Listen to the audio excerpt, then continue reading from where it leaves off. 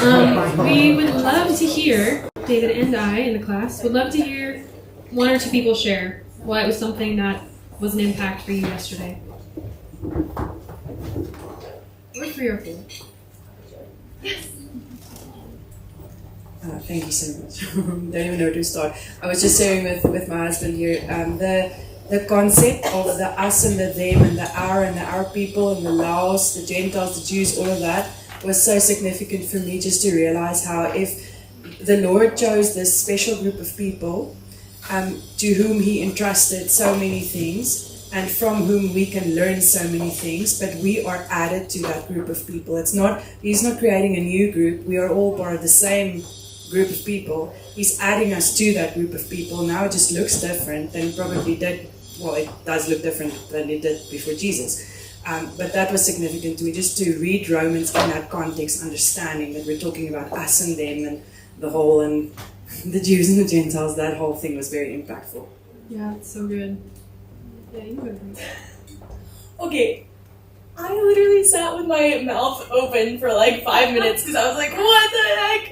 But like the heaping burning coals thing, like my whole life I read that like, oh yeah, sweet revenge. Like they're gonna feel so guilty because I'm gonna be so kind and self-righteous. And then okay, yeah. Anyways, that blew my mind. Like one more. Okay. You mean it really means what it says? Like not take vengeance? Thank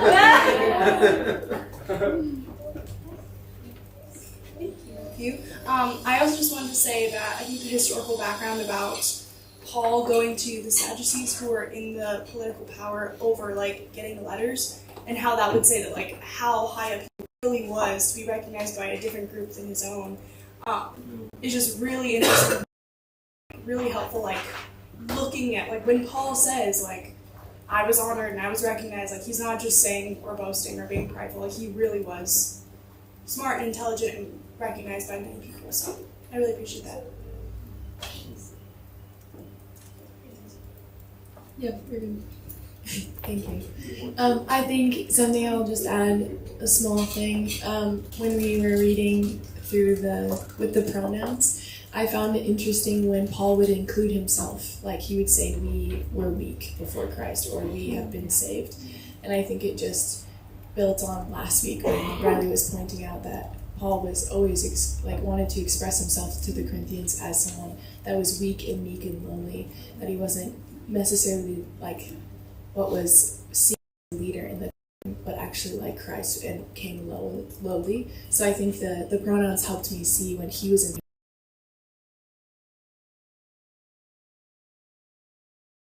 wasn't written to me. So therefore, how can I put on the original reader's view to see the text for what it is? Because my whole life I've been confused or thought I understood when really I don't, but it just makes me more excited to continue in SBS to grow these skills, to be able to read it for what it was. Thank you. So 2 things that also really stood out to me was like the ethnos and Laos. It broke down the religious importance, if I can say it, like in the churches and everything like, oh, it's so holy, like the holy sayings and stuff, but in reality Paul was just saying hello and goodbye type of thing, and it just like breaks down to how human this letter was while still being from God, if that makes any sense.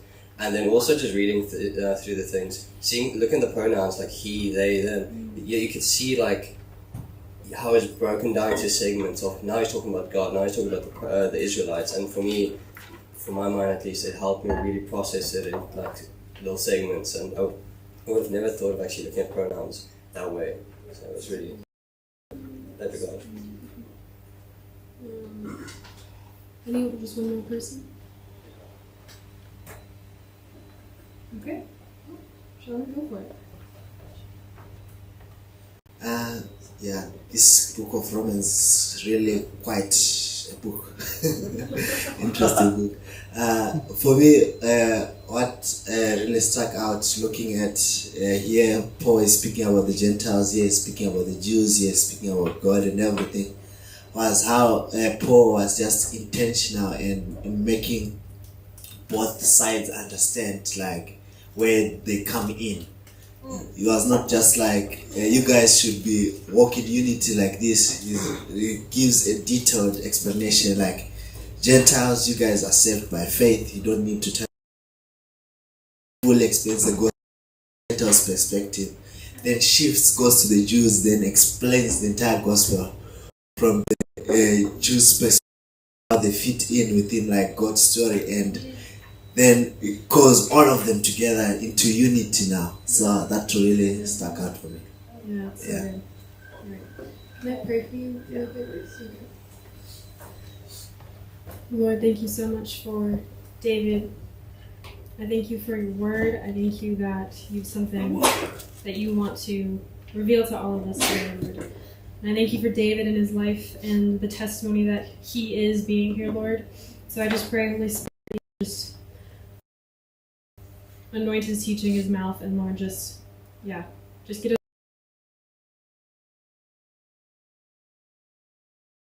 Thinking about as of yesterday. Couple things.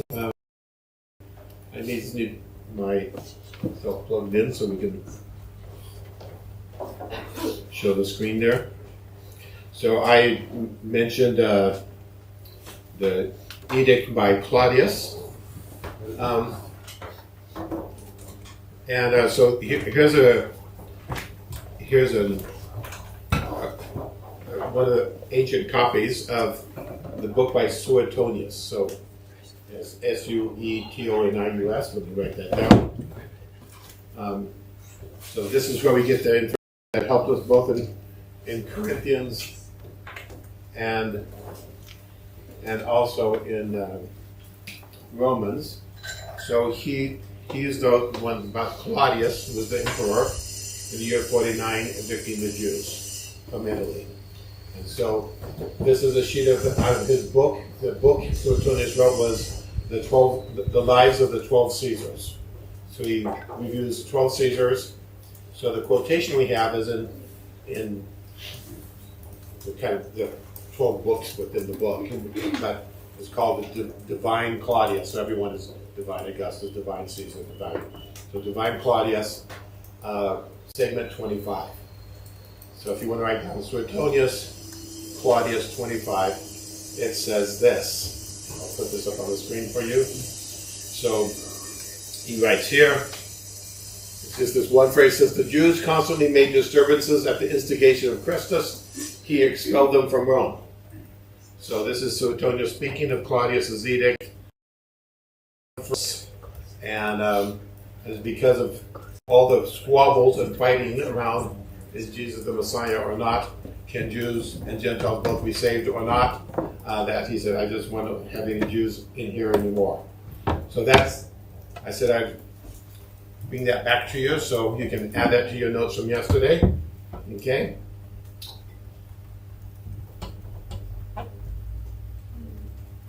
Suetonius, the lives of the 12 Caesars, the Divine Claudius 25. Another thing I forgot to do yesterday is give you a treat. So I brought some macadamia nuts from Kona, Hawaii. And so you can open, I trust us enough if you open these up and take one and pass it back and just everyone get around to it. If there any left over at the end, they can put on the table for snack time, okay? So get some more. So a little tender loving care from Kona. Okay? So just why don't you go down that side and then however you guys do it, okay? Just enjoy.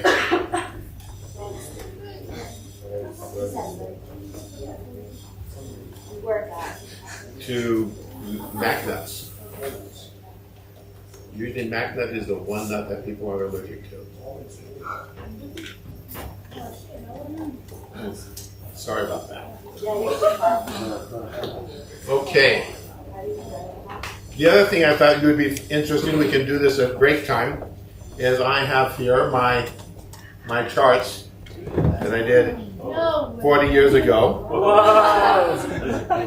And that's crazy. This is what my horizontal looks like. Okay. Go shoot. Simple. And this is what my verticals look like. Like this. I would fail in your course today, most likely, but at break I'll let you look at this and laugh at it. Okay? Kind of a historical in the beginning. Yesterday you had a kind of a treasure hunt, I understand? Escape room? Sounded like it was fun. You were looking to understand the BRI? Okay, you know why you have the BRI? I'm to blame. So when I told you yesterday I did the third SBS, what was expected of the SBS was very different at that point than it is now. And there was no such thing as BRI. But I was just curious, so every book I wrote down on a note myself, who wrote it, to whom, when, and where, and I just did that because it helped me understand the book. And the staff thought that was great. And so because I did that, it then became normative the year after me.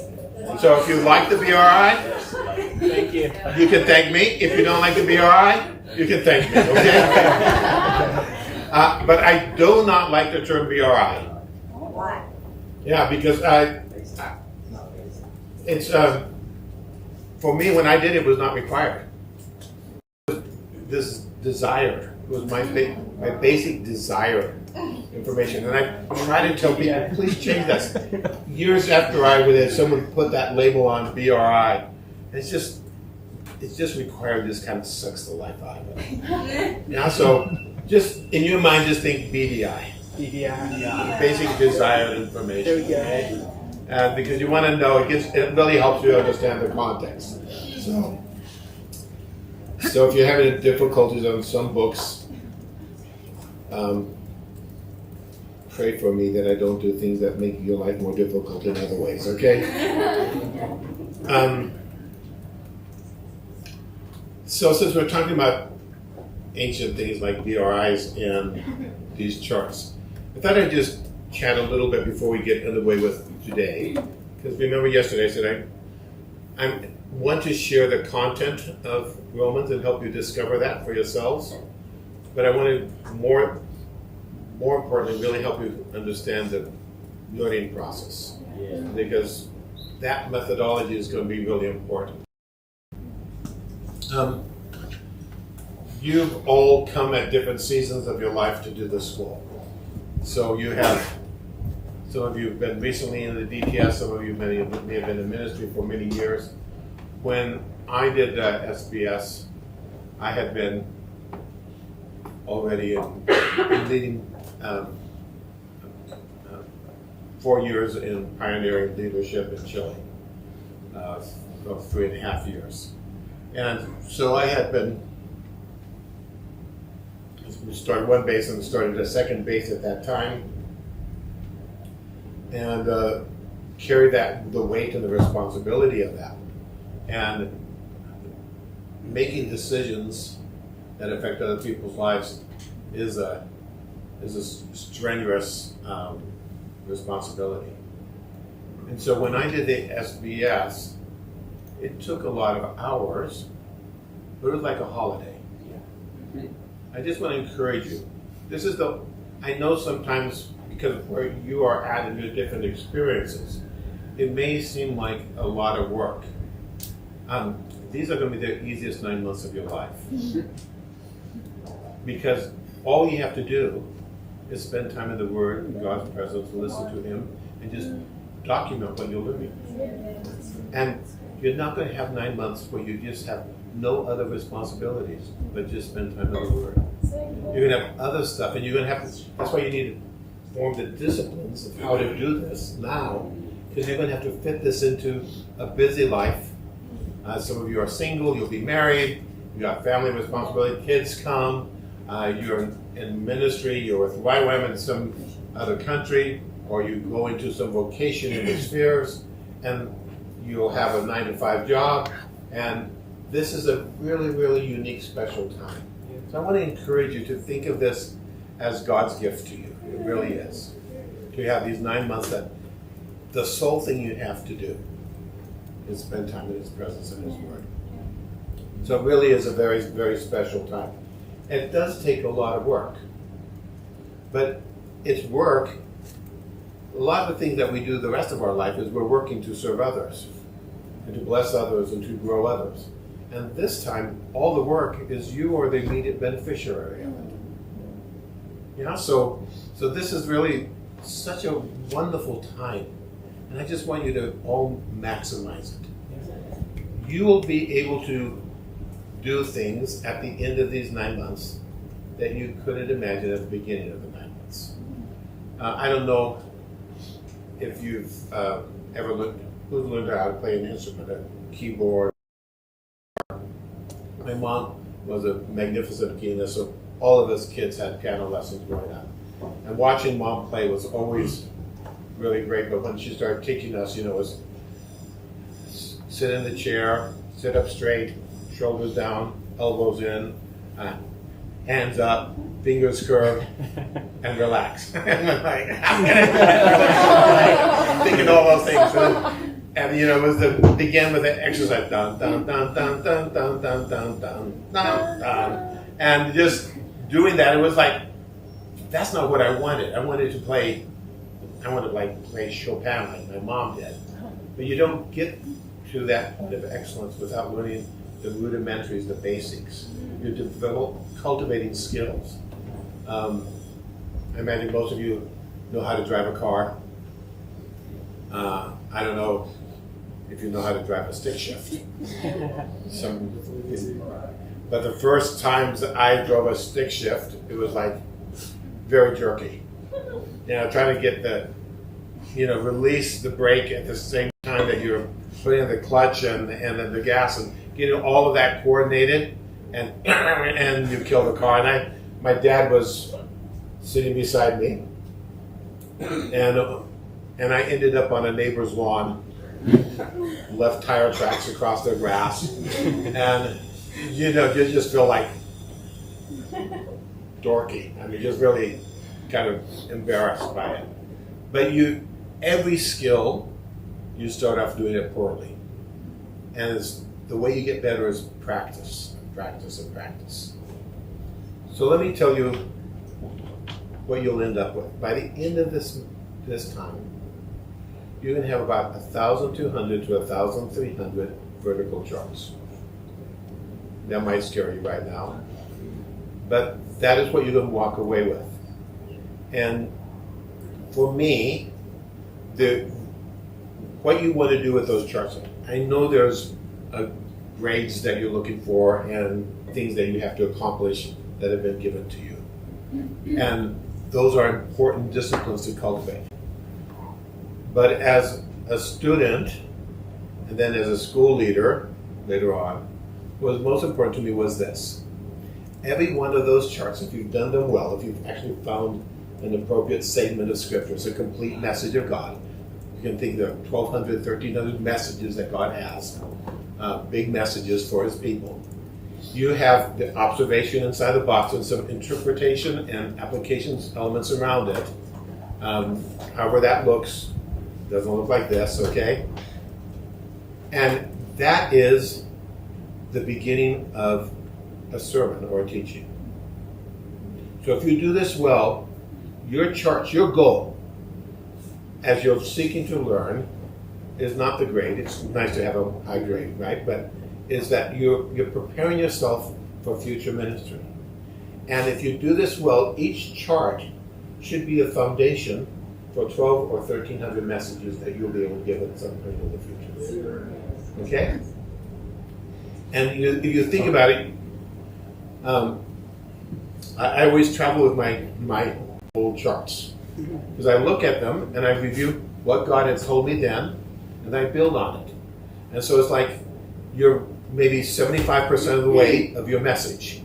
And then you have to go like, what's the context? Who's the people I'm with? What other things do I need to learn? How do I add to this? How do I adjust this for this group? And you're 2/3 to 3/4 of the way done with 12 to 1,300 messages.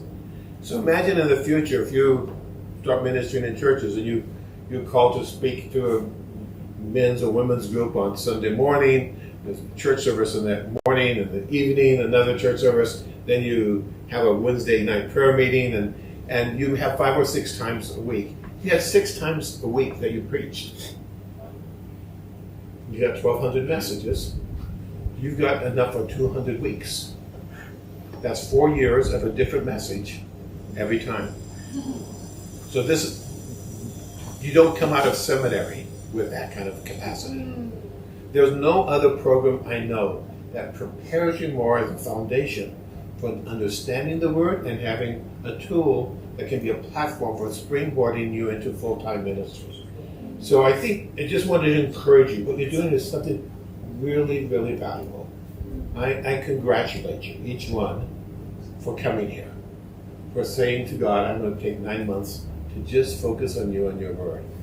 And I'm just, as I'm praying for you this week, just trusting God to do some extraordinary things in your life and through your lives because of all that He sees what you could be doing in the future. And right now, some of it may feel tedious and challenging and hard, but believe me, this will give you life, extraordinary stuff into the future. Okay? Back to the skill piece.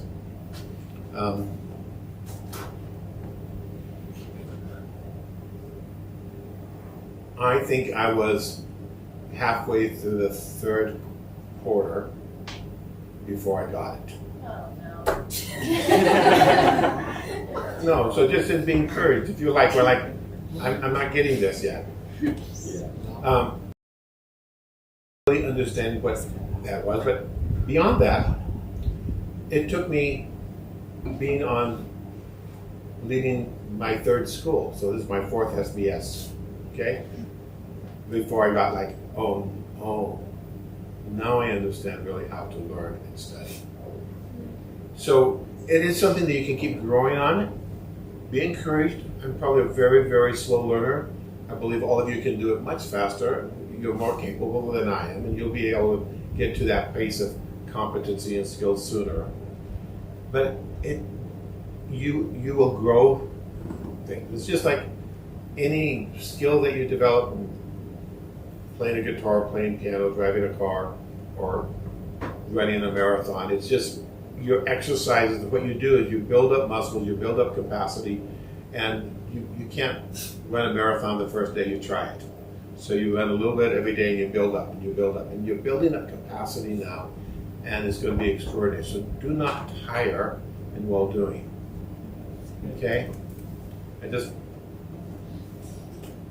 Maybe you didn't need that preaching, but maybe one of you, 2 of you needed that. But I just wanted to encourage you this morning. You're on your way to accomplishing something really extraordinary. And so keep at it, be encouraged. And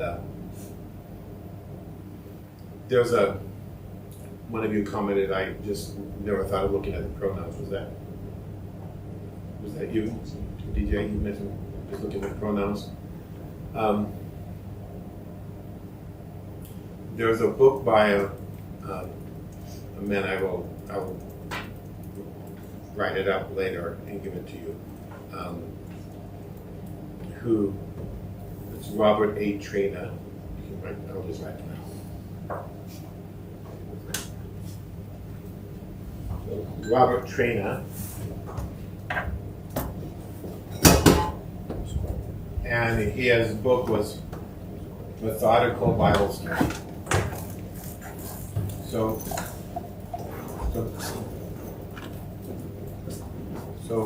Traina is a professor at Asbury University. It's a good school. And he was kind of the father of modern inductive Bible study. So this book, I got the original version. You've got newer versions now that are a little lighter than this. But he would talk about different things, like how to observe this or that or the other thing in the scriptures. And he'd give an example, he'd explain it in three or four paragraphs, and then he'd give assignments. So like, he'd give 4 assignments. Like assignment 1 was read Isaiah, do what I just said. Read Jeremiah, do what I just said. read Genesis and do what I just said. And so I read the book. It took me 3 years to get through the book because I did every exercise. I actually did that. And you learn about, like, sometimes pronouns are insignificant and sometimes they're really important. And there's so many aspects to observe, to understand, and to grow. So if you want to keep growing in this, this is probably one of the most helpful books to just train you in inductive study of the Word. And so my dream for each of you is that you'll so fall in love with God and His communication that the Word will always be a really significant part of your life, every day of your life. And it will be very, very special. So to that end, I'm going to start off with talking about Paul in Romans. And let me see what I'm going to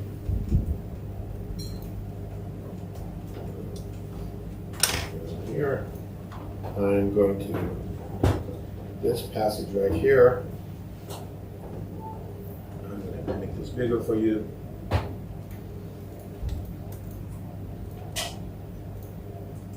And you can put this, get out your phone and take a picture of this. This is Paul, and the amount of times he says, "It is written." Okay? I trust you noticed that it was quite a few times in Romans. So the Greek word is grapho, like where we get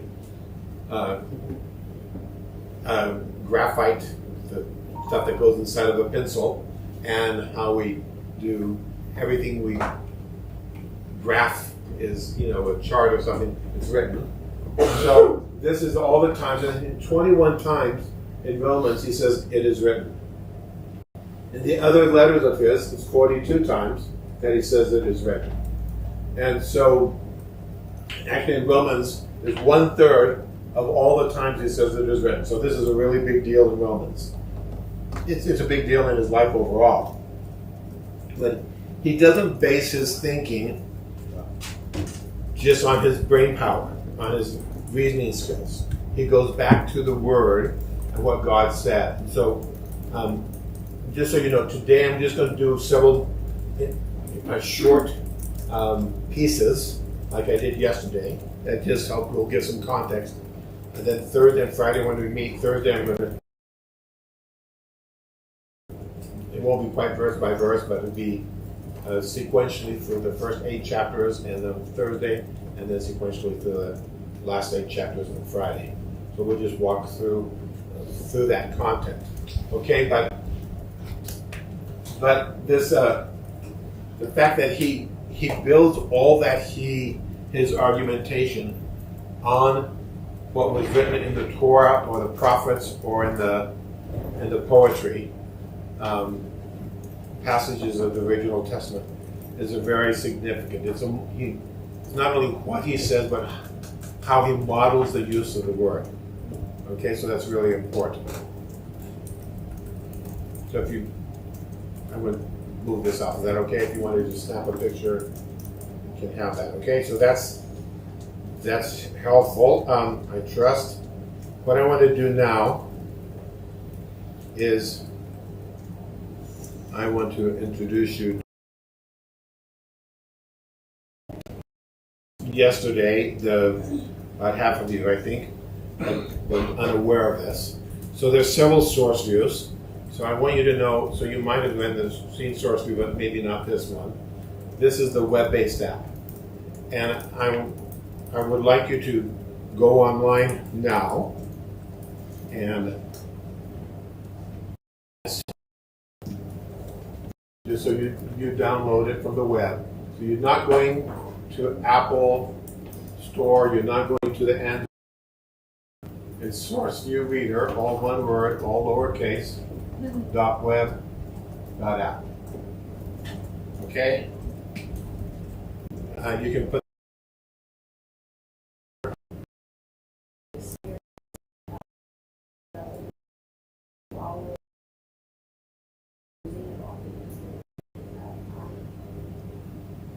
are you the Reader app? Yeah. So just go ahead and download it if you don't have it already. Yes. There's like an NLP teaser, right? Yes. So what would you recommend? Okay, so I just first of all, let me just download it for you. You download it, and then I'm going to walk you through it a little bit, and I'll answer that question. But when you download it on your device, if it's the first time, on all of your devices, whether it's tablet, phone, or computer, there's a little box with an arrow out of it, someplace like this. If you just click on that, you can save this URL to your home page, and it creates a little source for your icon, just like if you're getting it from the App Store. So you don't ever have to type in the URL in the future, okay? So if you just do that, and you've got it on your device, you can click on it with ease in the future.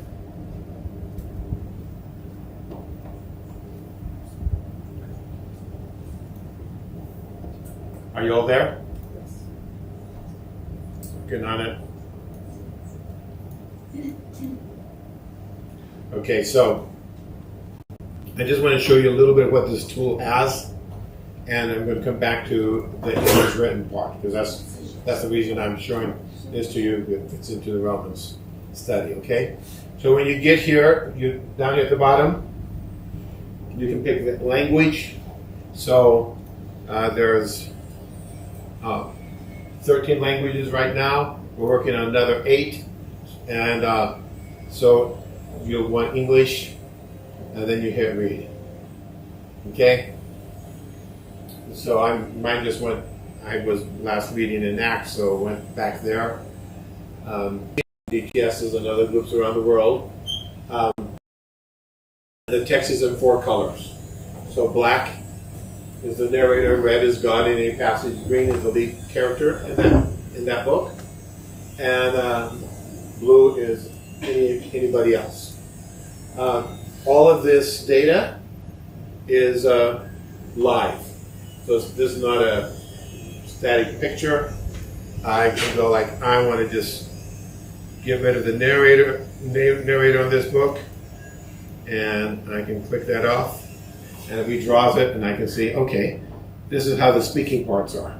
Okay, and it just, everything's live. It tells you who are the main sources in the book, the sources of people who speak, and the most frequently repeated words in that segment.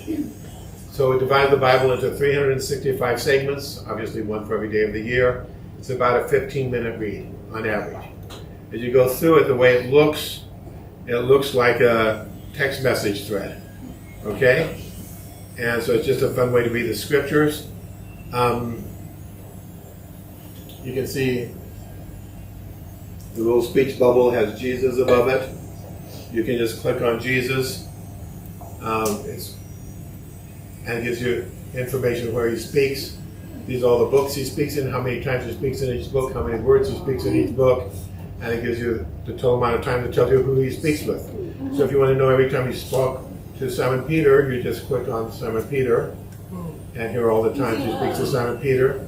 And if I just want to focus on Mark, and you can click on Mark, and you go there, and you're instantly at that passage. Okay, so you don't find, this is just done from, I've worked with about 340 people over many years, and we spent upwards of 45,000 hours. Okay? So this is all just observational data, and you can get to that place and read. So this is all rooted in what we learned inductively through our SBSs. Okay? So that's kind of a fun way to put it. So when you finish this segment, we're now in a different segment, we're no longer in Acts, we went to Mark. At the end, there are 4 questions.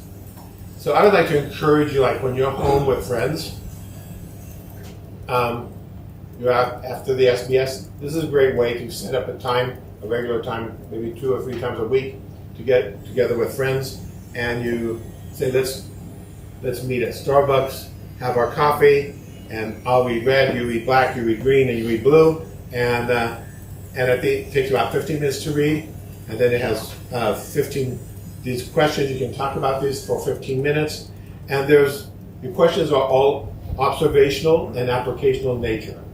So there's no way you can get them wrong. In this story, there's an example of what you should imitate. What is it? So this is just for dialogue. So you can have a half-hour Bible study without any preparation and at any time with anybody. Laura, you have a question. Yeah, I just wanted to say something. Veronica and Hanu is leading a reading every morning before prayer set in this Bible. It's at 7:15 at the cafe or the coffee shop at the top of the prayer room. And this week we're going through Romans. So. Okay, so that's great. So throughout most of the scriptures, you got these four colors. When you get to the letters, there's not a dialogue. It's just a one-letter conversation. It's just black. But let's look at what Romans looks like. We just try to do things visually to make it easier to understand. So I go to Romans. Let's go to chapter 1. And every written document that's included in the Bible is in cursive script.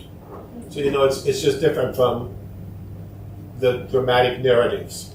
So sometimes, like it'll be in the original Testament, and Nehemiah, there will be embedded documents in there, the decree of the king, and you'll just see it change and it goes cursive, and just visual things that help you observe more readily what's going on. So it just ups our understanding. Okay, so let's go back to. So you saw me click on up here, and that's one way to get to books. You can also click in the middle up here where it says Romans and scroll down this way. I can go, let's just go like to Genesis, and maybe about here. And again, you've got the same idea as you go through at the end. If you finish, you read it with 3 friends, you talk through the questions, and you're done. You click on the check mark done, and you go back to Genesis up here at the top, and you can say, oh, that's clicked. So if you get together with some friends and say, let's do Genesis together, and you can count up how many segments there are of Genesis, and then every day as you complete them, you can take it, it's done, and you can keep track, you set your own reading plan. Okay, so that's really sweet.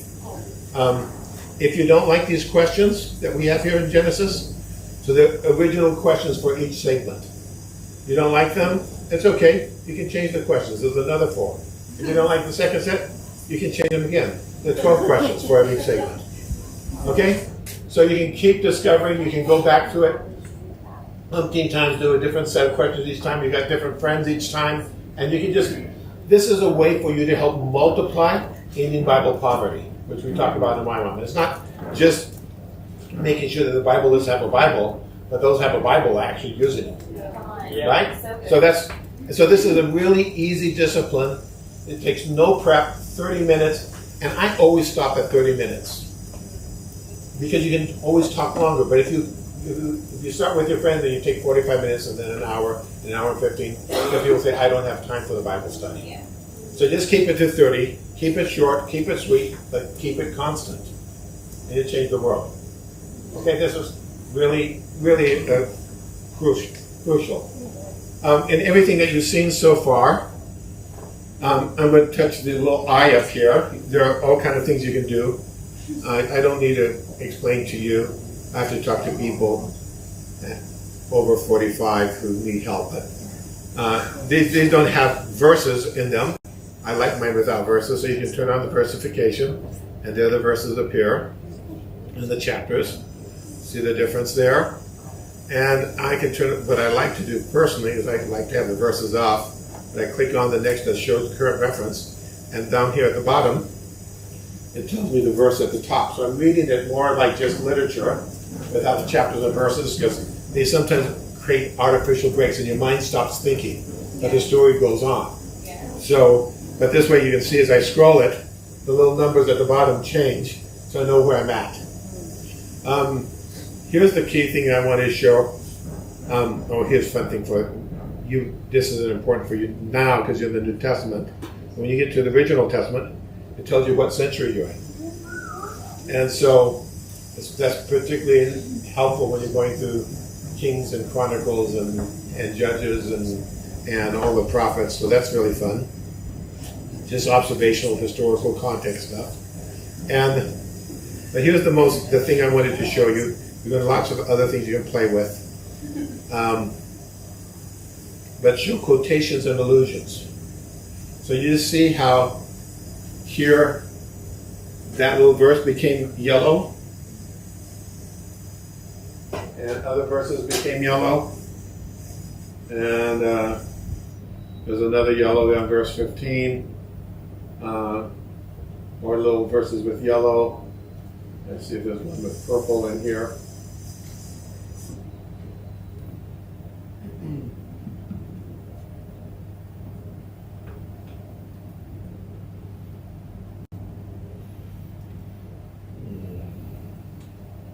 Okay, so here we have one with purple and a couple yellows. So the purple means there's a direct quotation in the New Testament, and the yellows mean there's an intentional allusion of this passage in the New Testament. This is not your thematic Bible study, your chain reference thing. This is done by the scholars. I'm going to ask you, Riley, do you have a Greek New Testament here in your library? No? Okay, so there's a Greek New Testament that's edited every few years, was published. That is the authority of all of the manuscripts are done in that, and the German Bible Society publishes that. At the back, there are all the direct quotations and references.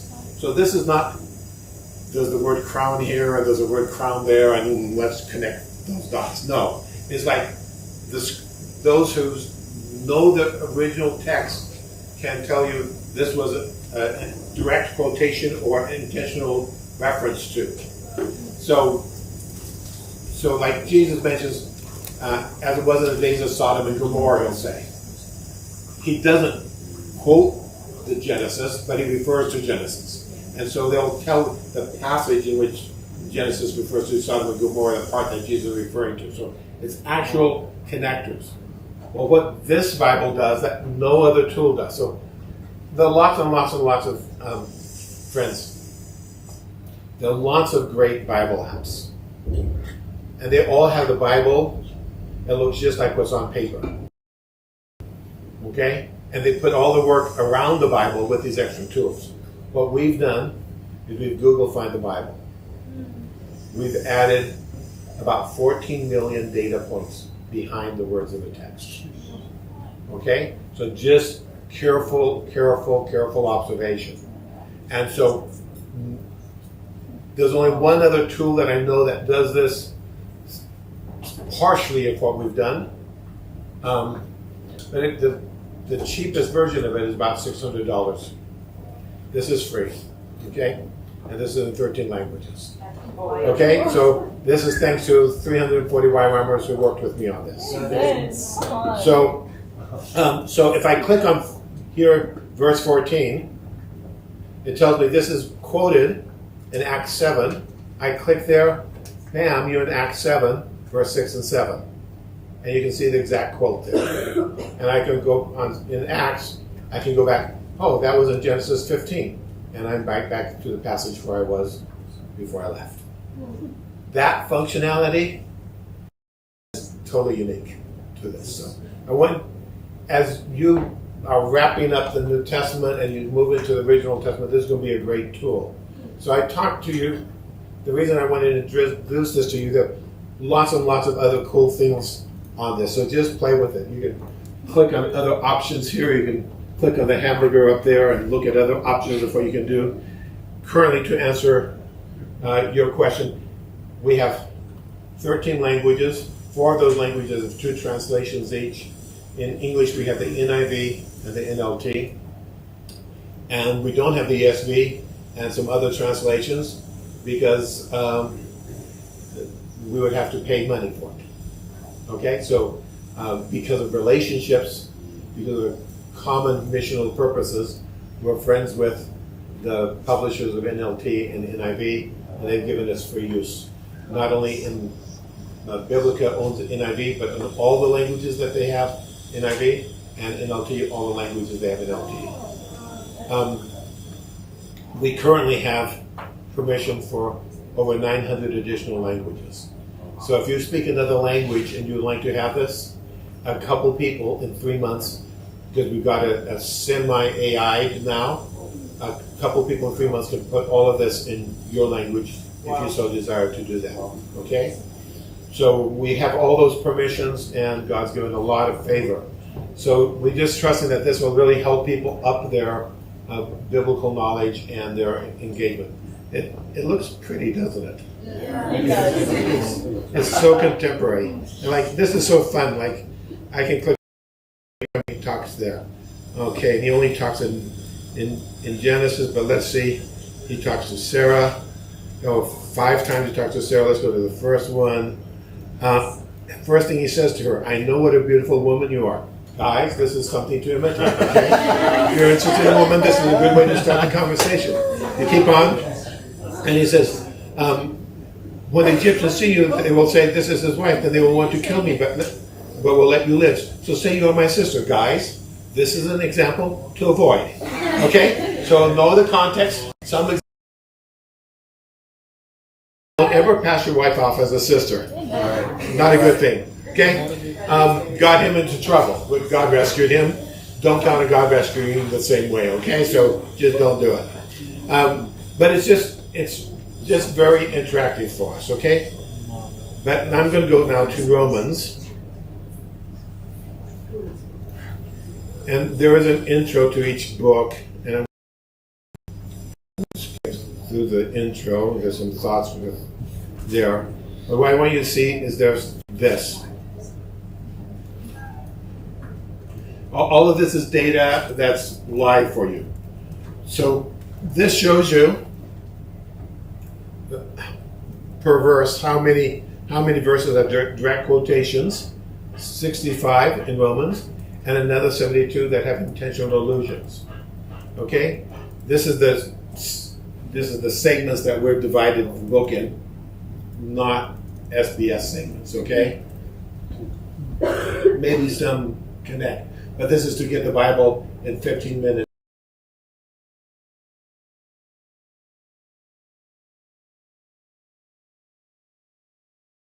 We quoted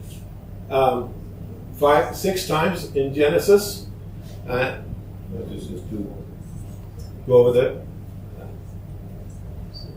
Yeah, 6 times in Genesis and these many times in allusion. So you can just go over and it gives you all the context. So you can see how he quoted a lot of books or alluded to a lot of books in the process of Romans. And when you then go back to Romans, besides finding a book by here, like the next segment, a little arrow at the back of segment, so I'm going to click to this one, go to Romans 1. You'll start seeing the first thing he quotes. In verse 17 is Habakkuk 2:4. And so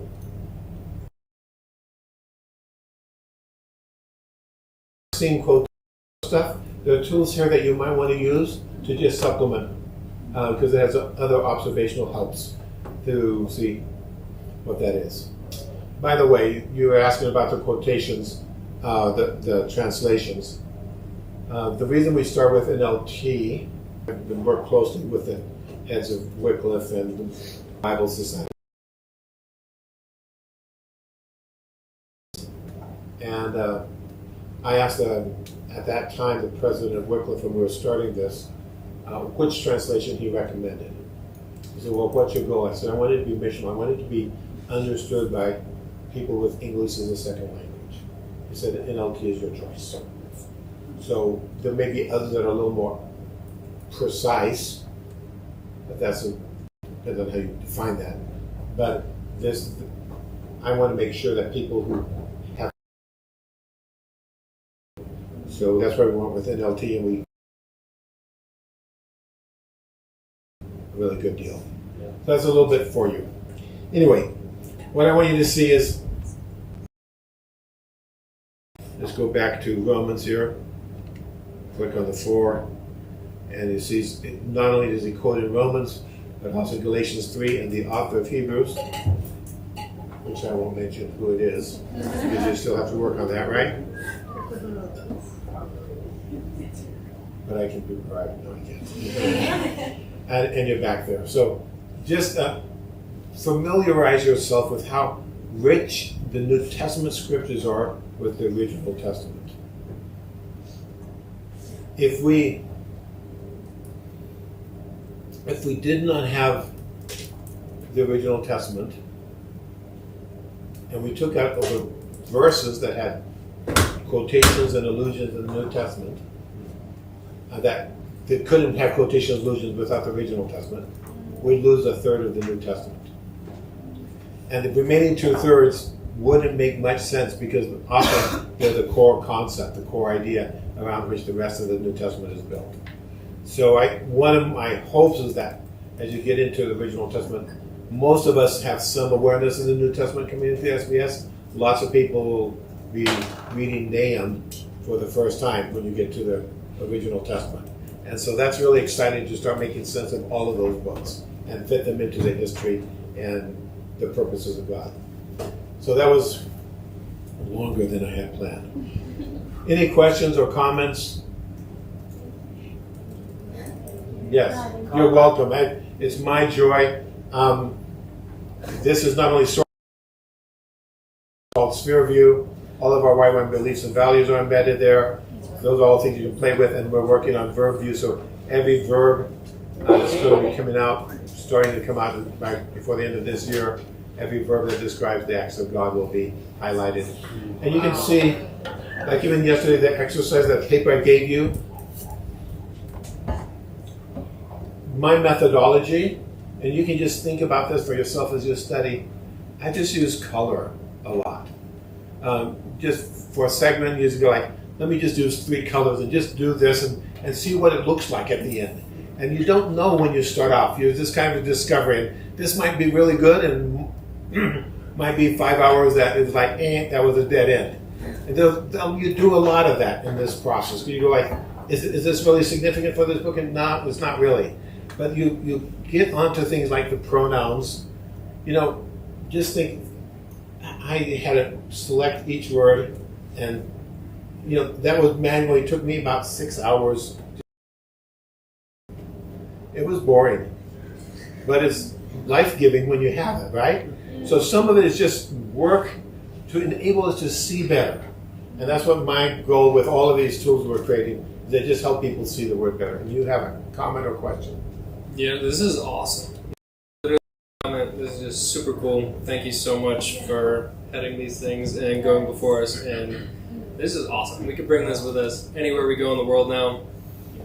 People, if you know another language, translate it. This is cool. Yeah, and you go on outreach in French and German and Thai, and so there's just, you're on outreach, give people help, just load it on their phones. They can't have your phone for a second. You give them a Bible. It's free. I mean, we just need to be using this everywhere we go. We just help people get to reading the Bible, and I think this is a great tool. Yeah, Sheldon. Yeah, this is a very awesome tool. I'm glad. So I just wanted to ask, mostly to the school leaders and the staff, are we, as SBS students, allowed to use this, although we are not? It's not necessarily ESV, or we can keep it in our pocket until SBS is finished? The ESV, but you can always pull this up right next to you, and if you want to do one of your reads in this way, you could do your horizontal fifth read in this one. That's okay. Just your color will probably be ESV.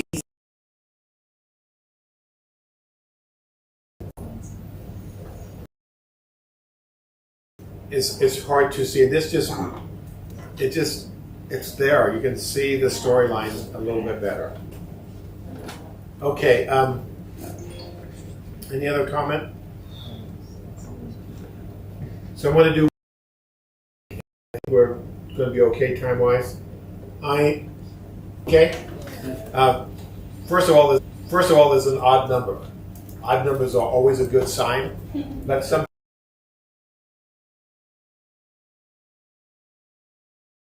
Okay, it's like an arch. The key thing about the chiasm is that this stone here is called the keystone, and it holds everything together. Because the shape of it, gravity pulls it down, and when it pulls it down, it pulls everything else in. And if you take this one thing out, everything collapses. So the Greeks, about 400 years before Christ, discovered how to make arches. And they were the first people who did that. And they loved arches. They loved arches. They built all the buildings with arches, and there you can go and see things all around the Mediterranean world with Greek arches. And then the Romans copied them, and the Roman arches everywhere. And this was a huge engineering breakthrough. And they loved it so much, they took this chiastic structure that they used in architecture and applied it to every imaginable area of life. And others since then. So they started doing it in literature. So they were inspired by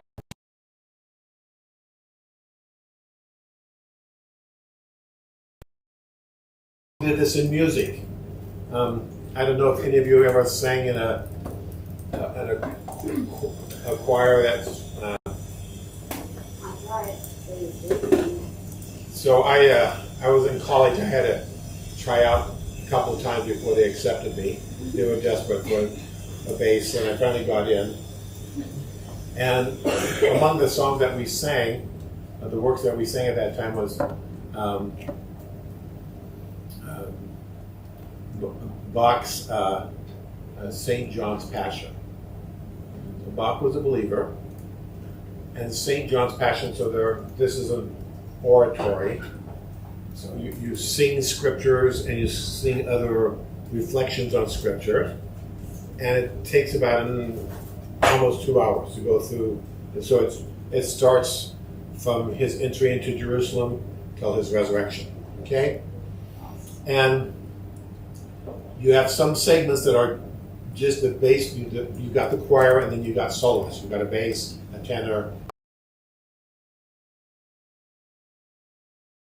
choir. But then the next one on both sides is then it's a couple more choirs. Then it's like there's a back and forth all the way. Look at it right in the very middle. So it's just singing scripture and reflections on the scripture, okay? Right in the middle there is a piece. So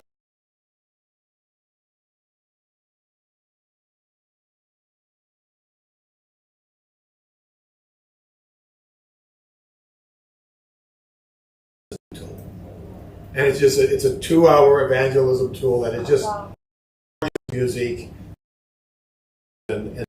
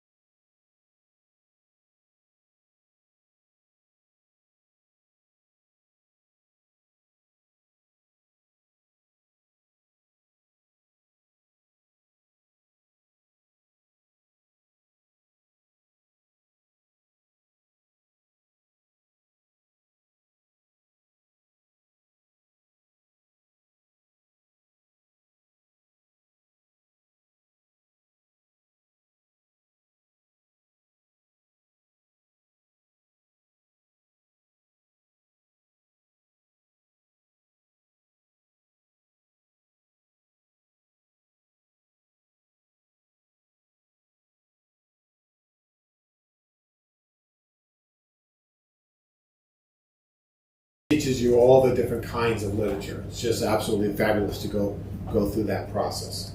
And you can see all of them in the scriptures. But because this is unfamiliar to contemporary writing, we have to be intentional in looking for it. Because there's lots of it in Scripture.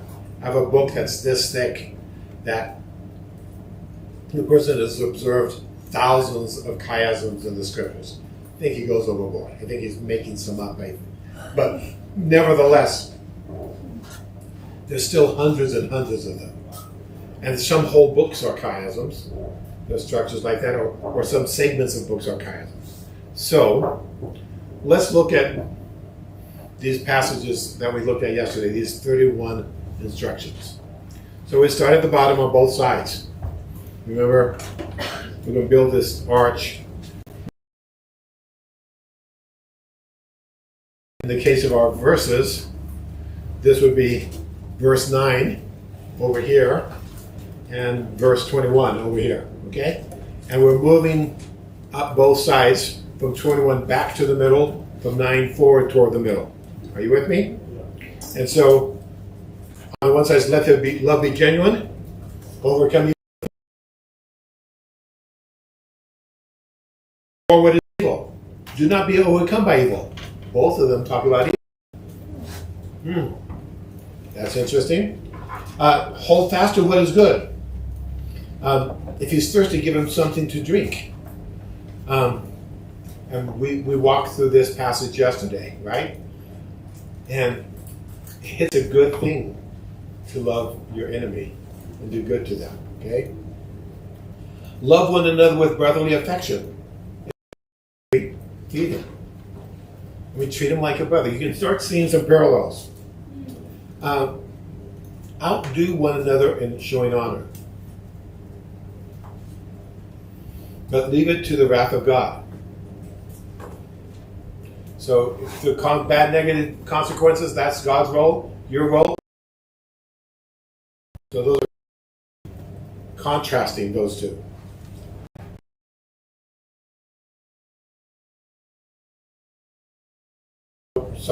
I don't know. Be fervent in spirit. If possible, as far as it depends on you, live peaceably with all. As much as it's possible with you is being fervent, right? You're doing it with all your heart on both sides. Serve the Lord. On that side and on this side of the arch is give thought to what is honorable in the sight of God, in the sight of all. So all should consider that serving God is honorable, right? Rejoice in hope. With repay no one evil for evil. Be patient in tribulation. Never be wise in your own sight. Be constant in prayer, but associate with the lowly. This is why I have my question mark. These are a little harder for me to make the dots, but still contribute to.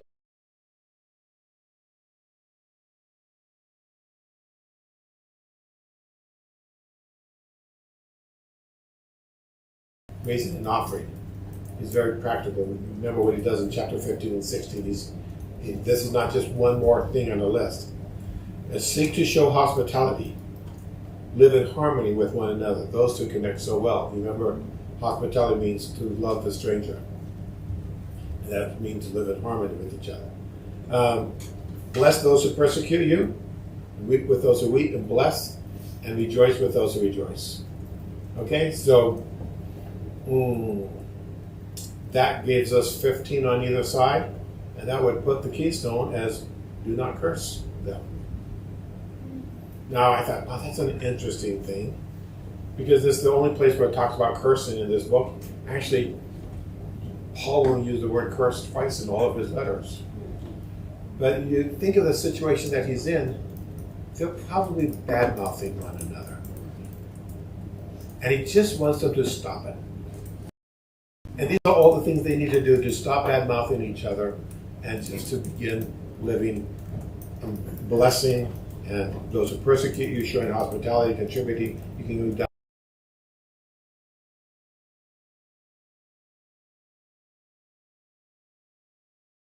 On this side, there are two explanations doing this for these reasons, okay?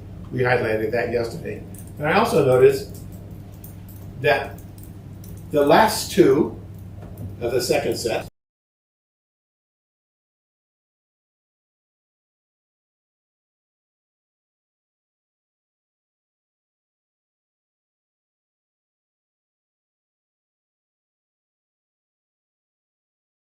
So,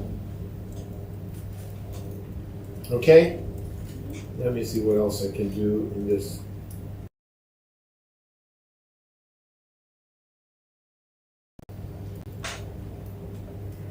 Let me ask you a question. Did any of you read the book like I suggested you might want to try it with two people and swapping when you got to a question? A few of you did? Tell me, was there anything interesting you saw?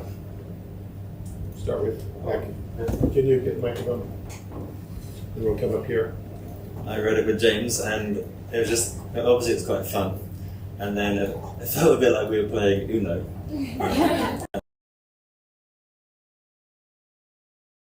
Like a really long passage that the person just had to keep reading through. But the questions seemed to come in like clusters, I think. Mm-hmm. Okay. What did you notice? Same thing you said. Sometimes one person would be reading for a long time. But it was really helpful to just recognize, like to read with other people, to recognize who the audience is during the class. So it was so good. Want to add something? Yeah, I think of those parts where one person's reading for a while, it just shows the importance and the emphasis he's trying to put on that rhetorical question that he's asking them. Because he's asking several questions, and then he asks, like, I just thought of that while they're saying that, but I'd like to even go through again with that thought and see the emphasis he's putting on those bigger segments. Anybody else want to make a comment on that? We're a little about 5 minutes early, but Riley is okay. We can just right here, and we'll have a little longer time afterwards to go on through a couple more topics. Anything you want to? Nothing I want to add, but I just want to encourage us when we come back to be ready to listen and have questions to ask as we continue to listen. We will take our longer break and we'll come back at 11:35. Thanks. Do you have a picture of that class and that they showed us about? And if you want to come and look at my remember that one? Old-timey charts, you can take a look.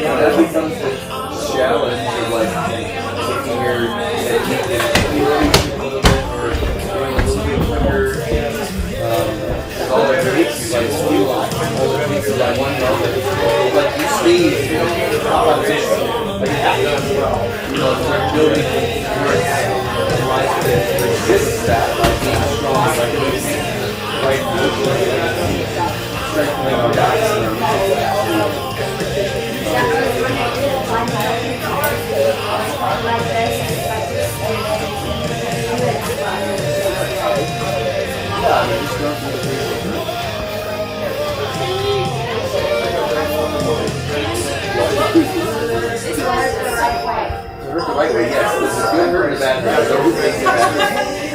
And that's a good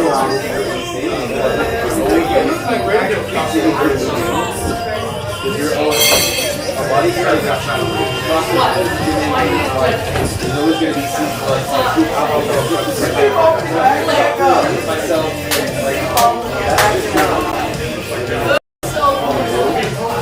I tend to focus on I need to get going. We're CrossFit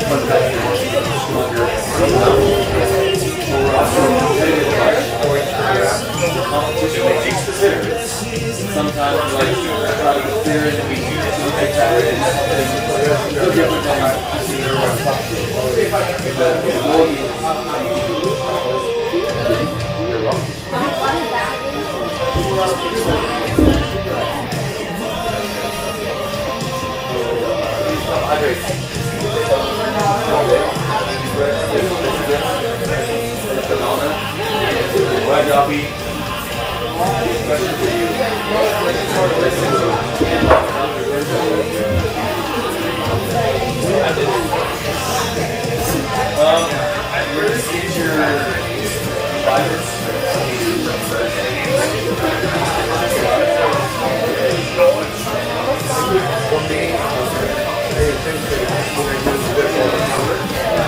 With a lot of exercise, I can see the amount of sticks in your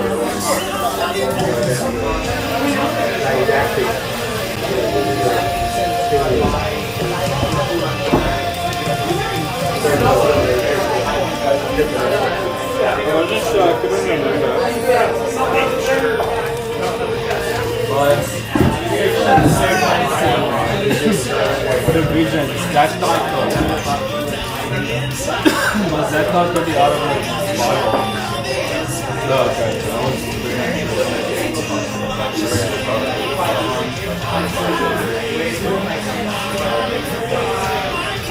yeah, but everybody needs to look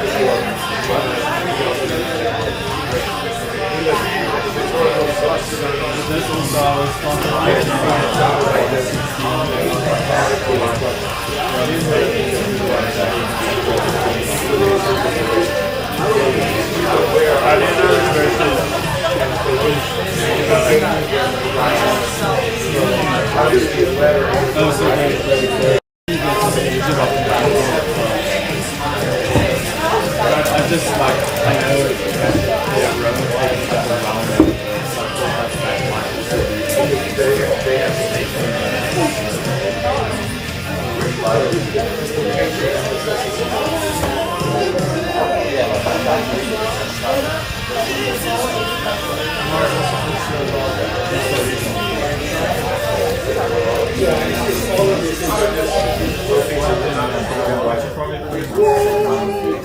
people from heaven flying around your image with some great revelation. And it just, every time you become aware, so you're now aware of what's present once more, is the word that you and you think, why did I ask any question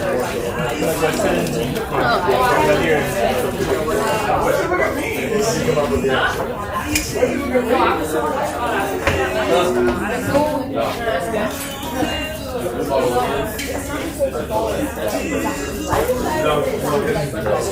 I got like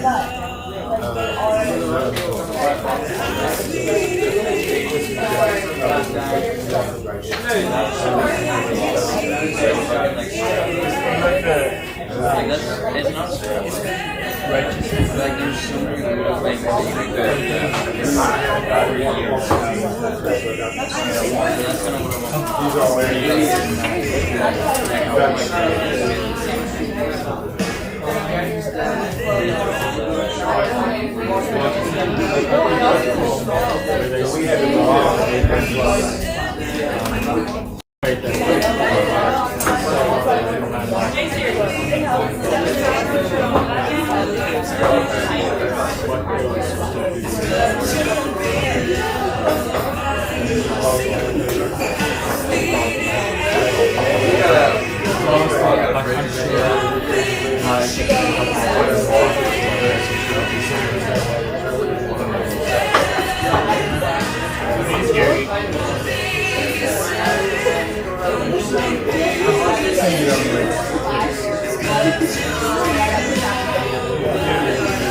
talked about Abraham. Not in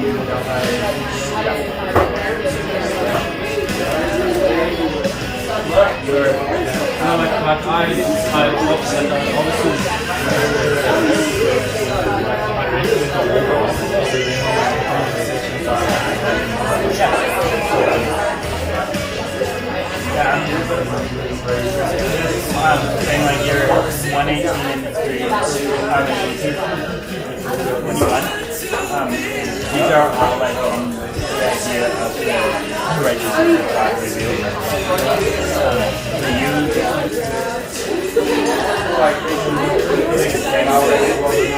Section by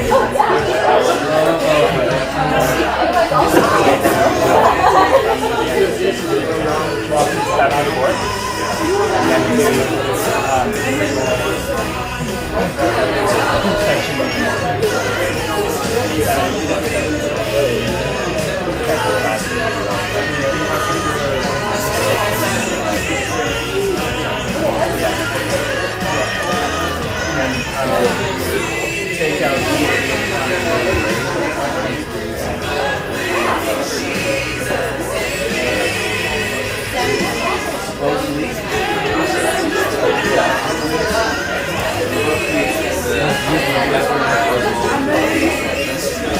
that's bad versus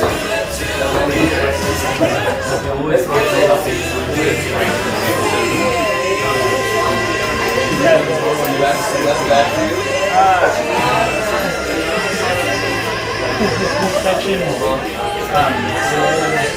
there isn't that much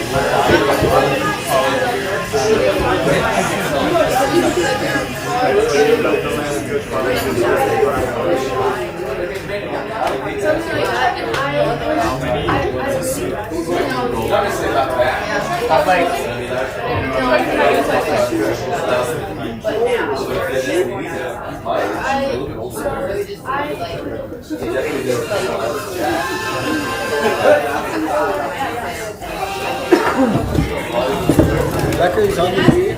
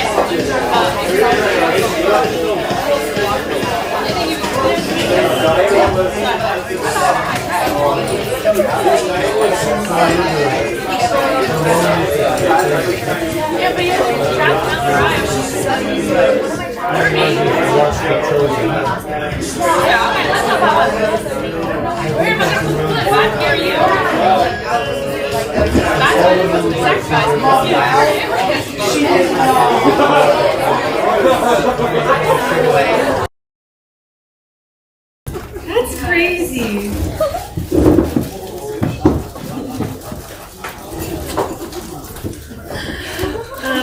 Archaeological history. I just wanted to say, I think it's really cool how you're going through Romans. I think that the way that you have laid out just how you're kind of going through content, I find very intriguing. So I just want to say, I like that you're kind of giving us different bits and pieces as the overview, and then looking forward to Thursday and Friday, where it's a little bit more nitty-gritty. All right, so let's give David the rest of our attention for the afternoon and be engaged.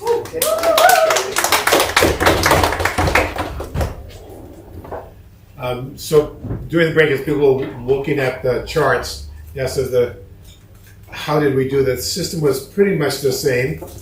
We had to draw on paper our own charts, which means once you have to have the segment, you had to actually count up how many verses there were in each paragraph, and then figure out on your page how to do that proportionately and draw that out. So that took we spent a lot of time just the mechanics of drawing the boxes. And so you wouldn't do that now because you press a button and it's done for you. But the fact of drawing it and having to do that manual thing cemented things in our... So there are things that you can do quickly, but it doesn't stick. It's not inside of you as deeply. So there may be times when you want to just do something more manual. It's not better, but it's different. And the brain science tells us that we learn differently when we're engaging with a tool like our tablets or computers, and when we're doing things on paper and pen. So that's another thing. Coming to show Ron's migrator for this particular book, and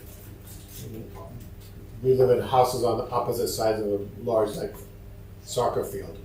And so I'm walking across the field, and he's looking out the window of his house. He's in the kitchen doing the dishes, and I'm showing him I've got the papers, and he opens the window and he shouts out, "It's fine." I said, "You haven't seen it." He said, "It's fine." And I keep walking to him. He said, "Don't come, it's fine."